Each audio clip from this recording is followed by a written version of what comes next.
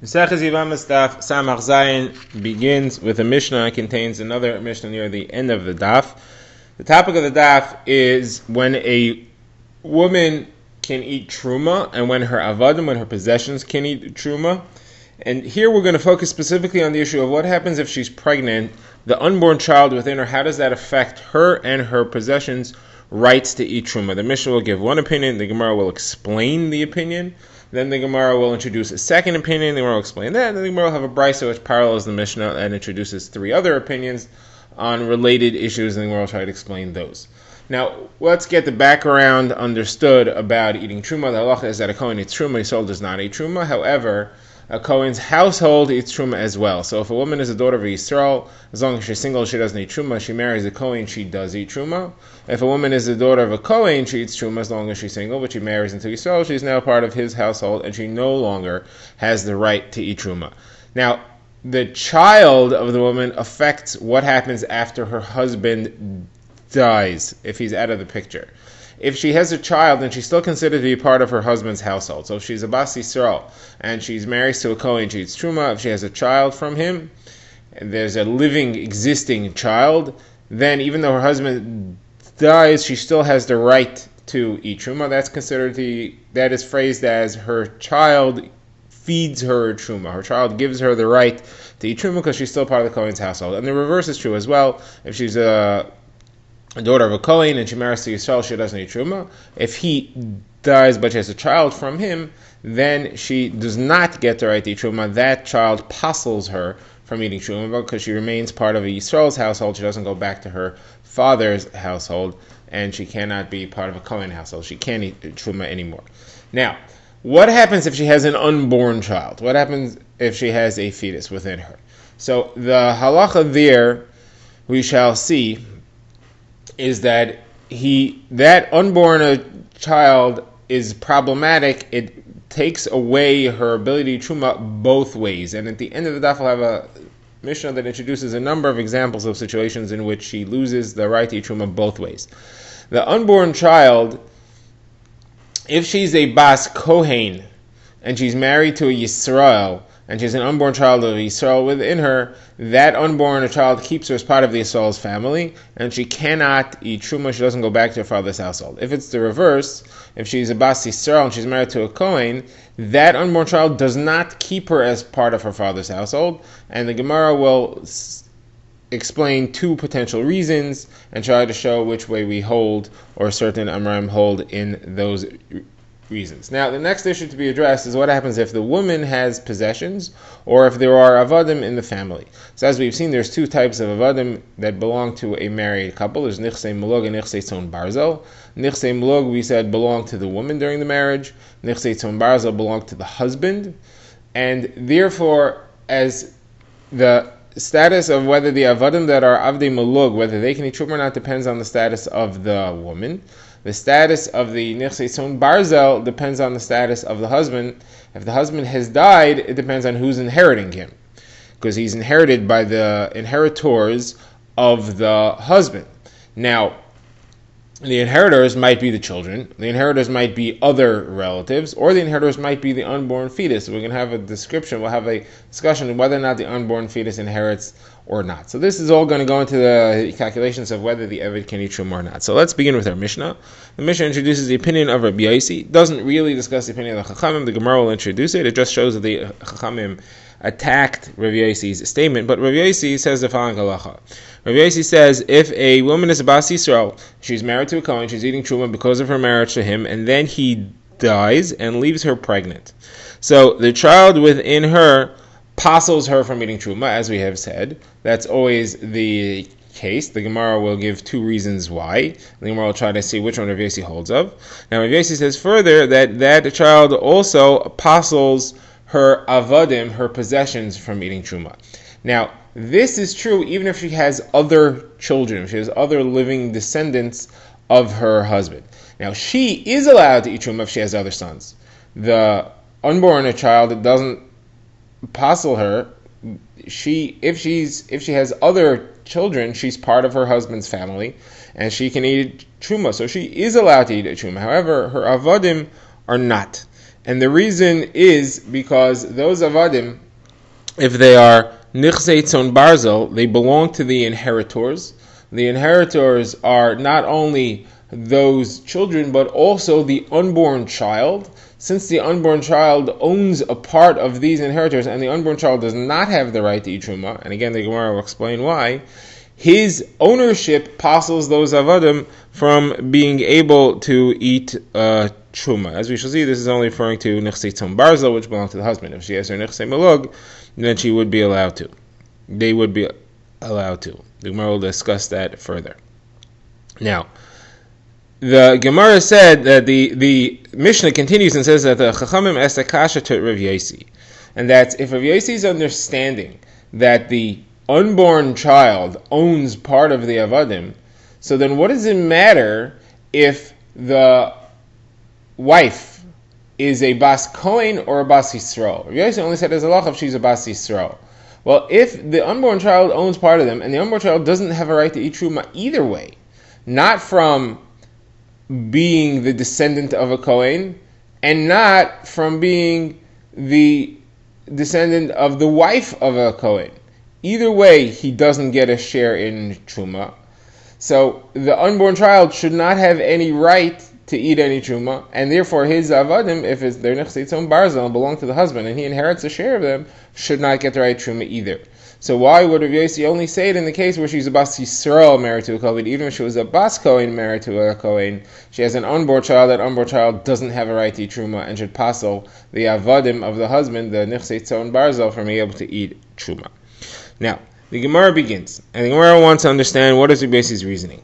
Why does Rav Yosi say that an unborn child passels a woman from being able to eat truma if it is the only child, and passels her avadim from being able to eat truma even if there are other children? What is the status of the unborn child?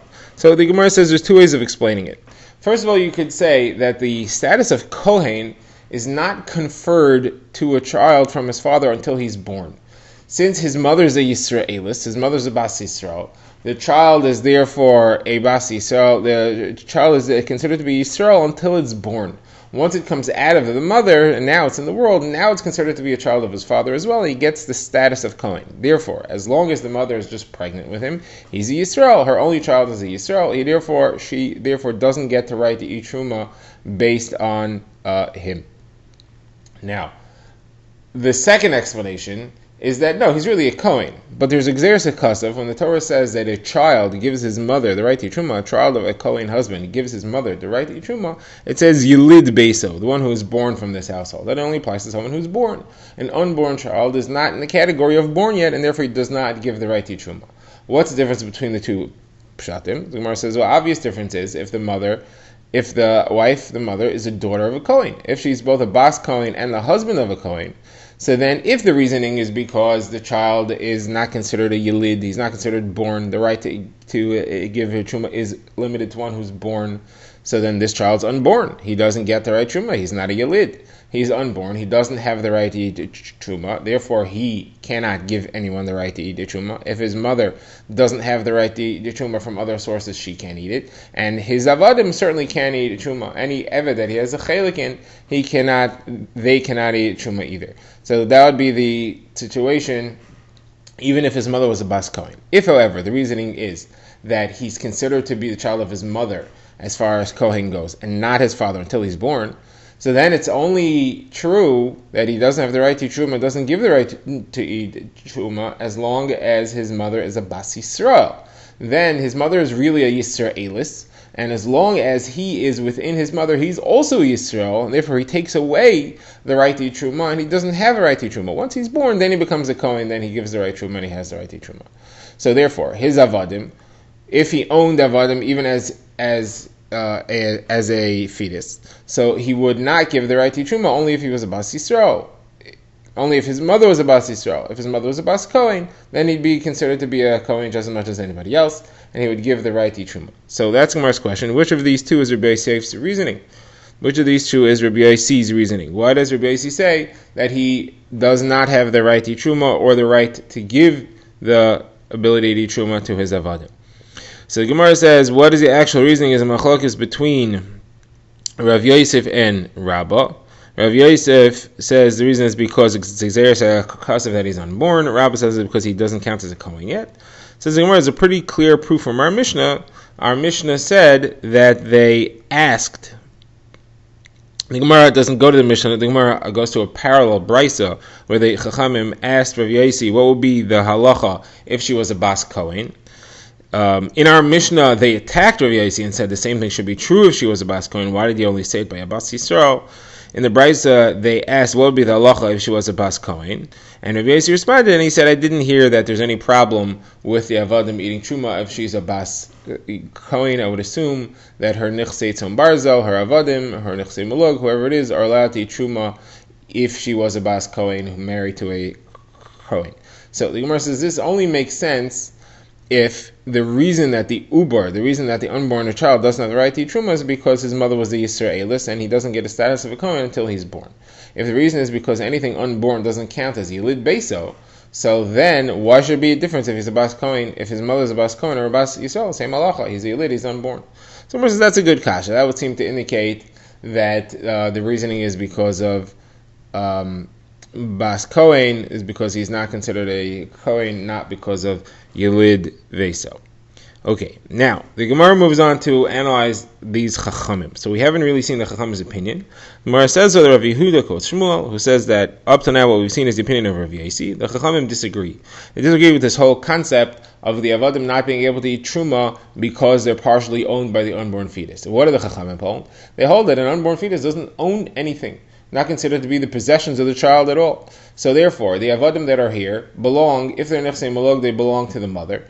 They belong to the woman, the Bas Yisrael, and whatever her halacha is, her Avadim's halacha is, and if she has other sons, she's allowed to eat Truma, and they can eat Truma as well.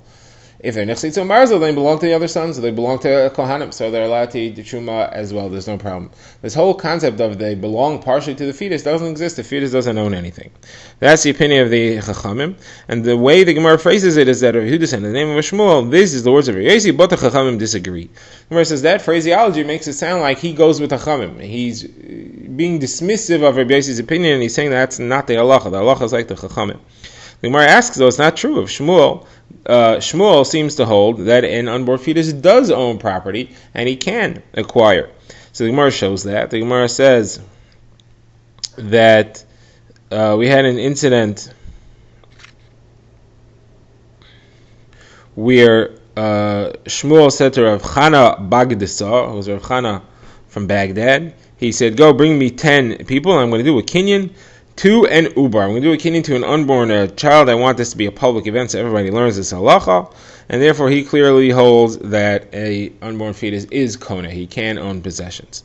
Someone says, yes, correct. He was not being dismissive. He really agrees. He was just informing us what the Chachamim hold, that the Chachamim do not agree to Rabbi Yossi, and they hold that the fetus does not own anything. Someone says, is it really true that the Chachamim don't agree? Is it really true that the Chachamim argue on Rav Yossi? We have a statement of Rav Zakkai who says that when Rav Yossi said his opinion, he testified it before Shemayan of Italian, and then it says v'hoidulei, and they admitted to him. So we see that they do hold. So how could Shmuel say that they argue? So Gemara says no, they admitted to him that his logic was sound. They did not accept from him. It says hoidulei. It doesn't say kiblu mimenu. It doesn't say that they accepted the argument from him and therefore took the halacha that he said. It just said that they agreed that he had good reasoning, but they still maintain their opinion that the unborn child does not acquire anything.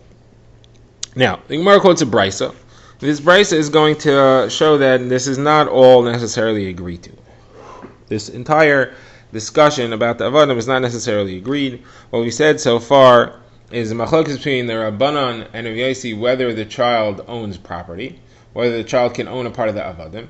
On the tzad, which is Rav Yossi's opinion, that the unborn child owns part of the Avadim, since the child can't eat Truma for one of two reasons, as we said, those Avadim lose the right to eat Truma as well. Now the Gemara is going to go with Rav Yossi's opinion that the unborn child does own a part of property, he can own property. The Gemara is going to say, though, it's not necessarily clear that he will own this. And that's a simple understanding of we don't know if this child's going to actually be born healthy. We don't know if he's going to survive. We don't know if it's a male or a female. and it makes a difference. So the Gemara is going to get into that. So the Gemara quotes a brisa, and the brisa goes through the cases, so it sets it up clearly first. The brisa says, if a woman is married to a Kohen, he dies, now let's see what is her status and what is the status of her avadim. So the Gemara talks about, the brisa talks about Nichsei Mulug, Avdei Mulug, and Avdei Tzon Barzel. Avdei Mulug obviously have the same halacha as she does. They're her property. If she can eat truma, they can eat truma. She can eat truma, as we said, when she has surviving sons, surviving children. If the Nichsei Tzon Barzel, that depends on who owns them. Are they owned by the inheritors, or are they owned partially by the fetus? So the brisa says as follows: if she had only sons and she wasn't pregnant, she had only children, that is, and she wasn't pregnant, she has a full right to eat truma, and the owners of the Nichsei Tzon Barzel, who inherit from her husband, are surviving normal kohanim, and therefore they have the right to eat truma as well. So all her avadim, her Nichsei Mulug, her Nichsei Tzon Barzel, they all are part of the Kohen family, and they all have a right to eat truma. Now, if she left over no children, but she was pregnant, so the only owner of her husband's Tzon Barzel, of her avadim, is the fetus, is the unborn child. Again, we're going with that understanding that he does own a property. So the Nichsei Tzon Barzel belong to the fetus completely, and therefore, just like he can't eat truma, as we've discussed, they can't eat truma either. Her Nichsei Mulug her Nichsei Mulug in this case would also not be allowed to eat truma, because she can't eat truma. She would only be allowed to eat truma if she has surviving living sons. Having a fetus does not give her the right to eat truma, just like he himself can't eat truma, doesn't give his mother the right to eat truma, and therefore her avadim can't eat truma either. Question that comes is what happens when she has both. She has surviving living children, and she has a fetus. Now, what is the halacha? She's pregnant and she has living sons. So here we're going to see three opinions on the subject. The Gemara first quotes the opinion of Rabbi Yossi. The brisa first quotes the opinion of Rabbi Yossi, which we've been discussing all along. Rabbi Yossi says the unborn child, has a chelek in the avadim. Therefore, those avadim cannot eat truma because of his chelek. She, however, has living children. She is allowed to eat truma, and her Nichsei Mulug are allowed to eat truma as well. Now, Rabbi Shmuel, the son of Rabbi Yossi, says it depends if her living children are male or female. If she has a daughter, then she can eat. Then her Nichsei Tzon Barzel can eat truma. If she has a son, they cannot eat truma. Now, the Gemara is going to explain this later.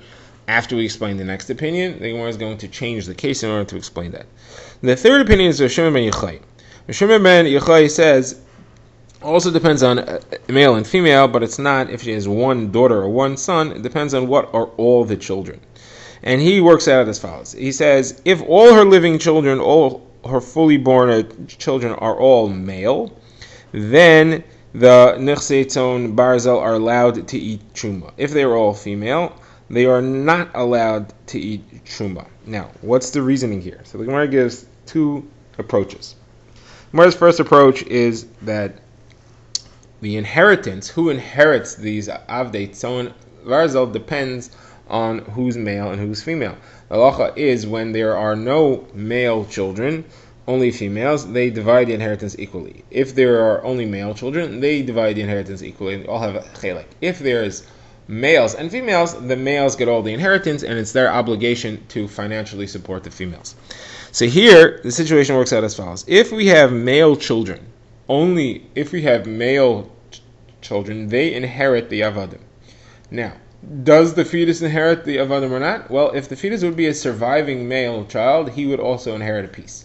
However, the fetus may be female, 50% chance he's female, and there's at least a 1% chance that he's going to not survive at all. So the majority outcome is that he will not be a surviving inheriting male child. That being the case, rove situations are that the fetus does not have any ownership in these avadim, therefore the avadim are allowed to eat truma.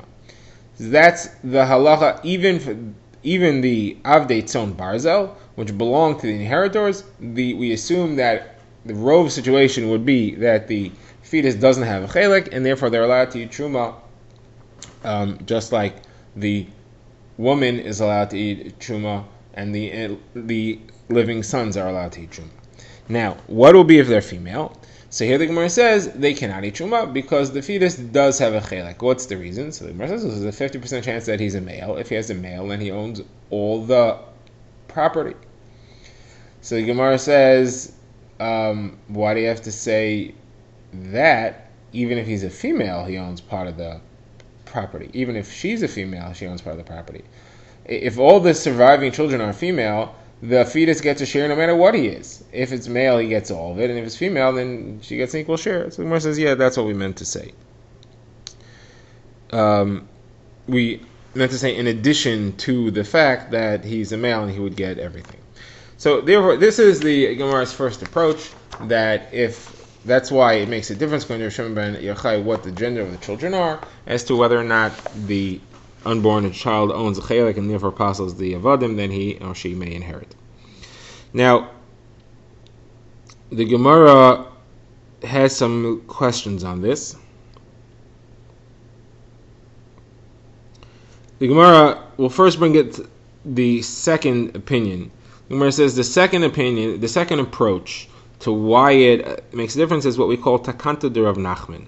Takanta de Rav Nachman is an arrangement created by Rav Nachman in the name of Shmuel. And when you have minors, you have children inheriting possessions, they're orphans obviously, then we appoint a court-appointed representative, an adult guardian for each orphan, and they divide the property in each one's best interest. Now, when they grow up, can they undo the division and say we want to do it differently? That's a machlokes. That's a machlokes between Rav Nachman, who says that they cannot, and Shmuel says that they can. But one thing that we all agree to is that we do a division. So the Gemara says, therefore, in this case also, we'll do a division. Therefore, the halacha works out as follows. If some of the living children that are born already are male, so they will divide the property, will appoint guardians, abitropos, they'll divide the property, and they'll make sure that the unborn child doesn't get any chelik in the eved, and therefore the eved is allowed to eat truma, it doesn't belong to the unborn. If, however, the surviving children, the living children, are all female, it's possible that the unborn child is male, then there's no division to do, because if he's male, he gets all the property and they just get support. So that's why the halacha depends on whether the living children are male or female. Now, the Gemara wants to say, does that mean that this whole concept of Rav Nachman is actually Malchokas Tanoim? Rav Shimon bar Yochai seems to say it depends on whether the surviving children are male or female, but Rabbi Yossi held that it didn't depend, so maybe that's because he doesn't hold of this whole Rav Nachman idea. No, not necessarily. It could be that they all agree to Rav Nachman. They're really arguing about the first explanation we gave, and that is, are we concerned for the miyat or not? Rav Shimon bar Yochai says you just follow the roiv situations. You can, it would depend. Roiv situations, the unborn child will not be an inheritable male, and therefore you should follow the roiv of the children which are surviving as being the only inheritors. And Rabbi Yossi says, no, we are choshesh for the miyad. In all cases, we have to be concerned that he will be a surviving female, and you have to assume that he has an inheritance. Okay, now the Gemara goes to the opinion that we saw in the name of Rabbi Shmuel ben Rabbi Yossi, where we had said that it depends if there is a daughter or if there is a son. So the Gemara wants to understand that. Why does that make a difference if there's a daughter, if there is a son? If there's one son, there's one daughter. So the Gemara says we're talking about where there are very few possessions. There's not enough for everybody to inherit, and there's not enough to support anybody. There, the halacha is that the Chachamim made a takana and they flipped the ownership. They said that if there's a son and a daughter, the son does not inherit anything. He needs to go to beg. He needs to go support himself. The daughter, she gets whatever money there is and she lives off that. And that's for the simple reason that there's not enough money for us to give the property to the son and tell the son that he's financially obligated to fiscally support the daughter, which is a normal arrangement. We don't do that because there isn't enough to support the daughter. One of them is going to have to beg. So we do not make the girls beg. The sons are better at doing that. The girl gets the money and the son has to beg. So the Gemara says, here we're talking about where there was a son and a daughter. There was a son and a daughter, and there's not enough property for everybody, so the property then goes to the daughter. Therefore, those tzon barzel, those avdei tzon barzel would belong to the daughter and not to the unborn child. Why? So, manavshach. If the unborn child is male, so he doesn't get the property. The property goes to there isn't enough property for the sons to get in. It all goes to the daughter. If the unborn child is female, so she would be able to get part of the property, but she only gets the property midirabanan, and the Rabbanan only gave it to the living children, didn't give it to the unborn children. And therefore, that fetus doesn't own any of these avadim either way, and there's no problem. So that's the situation there. Now, the Gemara has a kasha, though, is if you're telling me that we're talking about where there is not enough property, so we would assume then that the next case in the Mishnah, the next clause in the Mishnah, which is the opinion of Shimon Bar Yochai, is also talking about when there's not enough property. If that's true, why does he say it the other way? Why does he set it up as if when there are sons, then they get the property, and if there are daughters, they don't get the property? So where it says, no, Shimon Bar Yochai was talking about the opposite case. He wasn't talking about the same case. He was talking about where there was plenty of property for everybody. So where it says, okay, I have another kasha, and that's you're telling me that the halacha is that the daughter owns the property, but we see a brisa that clearly says the daughters don't own the property. They get to take the property, but they don't own the property, because if the sons would go ahead and sell it, the sale counts. So they actually own it. It's awarded midrabanan to the daughters, but they don't own it. The sons own it because that's the halacha of Yerusha mi'da'iraisa. So therefore, the sons should still have a chelik in the avadim, and the avadim should still depend on whether on the son, and the nechsei tzon barzel should not be able to eat truma because they belong to the unborn fetus. So Gemara accepts that. The Gemara rejects this explanation of Rav Yishmael ben Rav Yosi's opinion. The Gemara says, what then did Yishmael ben Rav Yosi mean when he said if there is a daughter, then the halacha follows them? So the Gemara says Rav Yosi was referring to the mother. When he said a daughter, he didn't mean a daughter of the mother, he meant the mother herself. And what he meant to say was that if they are nichsei malug, they belong to the mother, then they can eat truma based on the mother. They don't belong to the inheritors at all. If they are nichsei tzon barzel, then they belong to the inheritors. So the Gemara said that's the same as the opinion of Rav Yosi. This is Rav Yishmael. He's not arguing. The Gemara said he's not arguing. The entire Mishnah up to that point was all said by Rav Yishmael in the name of his father Rav Yosi. And that's how we leave it. Now the Gemara gets to our next Mishnah. The Gemara introduces the next Mishnah, which introduces the topic that we've been discussing all along, and it lays out where do you have situations in which a woman has a status where she cannot eat truma and she cannot gain truma based on the child that she has, or some other situations. A situation which takes her out of truma, whether she is a bas Yisrael married to a Kohen or a bas Kohen married to Yisrael, either way she ends up without any right to eat truma. So the Mishnah lists a number of examples. First of all, it says which is an unborn child. Next, if she is falling to Yibum. Third is if she has kedushin to someone, that messes her up either way. And the fourth is if she has kedushin, if she's married to a cheresh, that's considered to be a non-functional person. Fifth case is if she's married to someone who is 9 years and a day not older. He is a katan. The Gemara will explain how that works exactly. Now, what if it's a suffix? What if it's a suffix if he's 9 years old or younger? What if it's a suffix if he is a katan or if he's a kadol? What if it's a suffix if she falls to Yibum or not? In all these cases, we go l'chumra and we don't allow her to eat truma. Now, what's the reason that? What's the case where it should be a suffix if she fell to Yibum? The Gemara says that her husband and her co-wife, who was the daughter of the Yavam, were both in a building. The building collapsed. They both died. We don't know who died first. If the co-wife, who was an erva to the Yavam, died first, then this woman's falling to Yibum. She's not a tzaras erva. The erva was gone by the time she fell to Yibum. If, on the other hand, the husband died first, then Tzara was still alive. She didn't fall to Yibum at that moment, and therefore it's a suffix she falls to Yibum. She requires chalitza and not Yibum, but she has to assume go l'chumra as far as eating truma is concerned.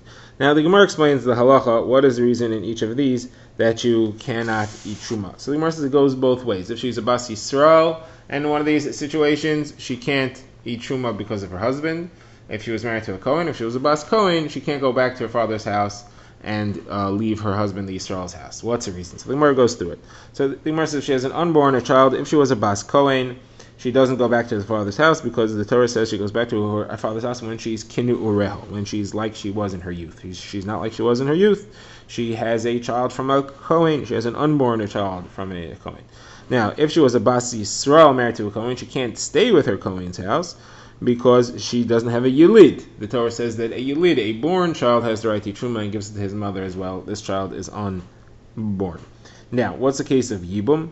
So Yibum means she was married, if she was a Bas Yisrael, and she was married, if she was a Bas Kohen, let's do it first, and she was married to a Yisrael, she wants to go back to her father's house, but she also has a connection to Yibum. Her husband died, she's falling to Yibum to her brother, who is a Yisrael, so she doesn't go back to her father's house. The Torah says she goes back to her father's house and can eat Truma when it's Vishava el Beis Aviyah. This is not Shava el Beis Aviyah. She's not going back to her father's house. She's still stuck to her husband's house. She still has to do Yibum. If, on the other hand, she was a Bas Yisrael married to a Kohen, so she doesn't still belong to the Kohen's house just because she has a Zikas Yibum to a Kohen, because the Torah says that being part of a Kohen's household is Kinyan Kaspo.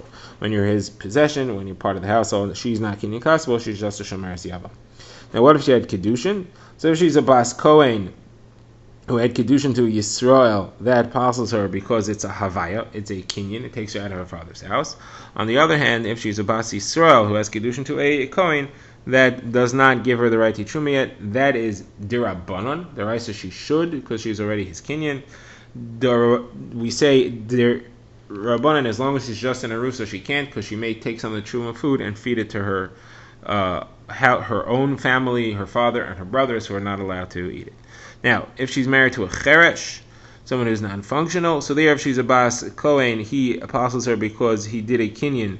Even though his Kinyan doesn't work Daraisa, it works Dirabanan, and therefore we don't allow her to be a part of her father's household. If, on the other hand, she's a Bas Yisrael, then we say that the marriage to a Kohen Cheresh doesn't help because she can't really do a Kinyan. Daraisa, she's not a Bar Kinyan.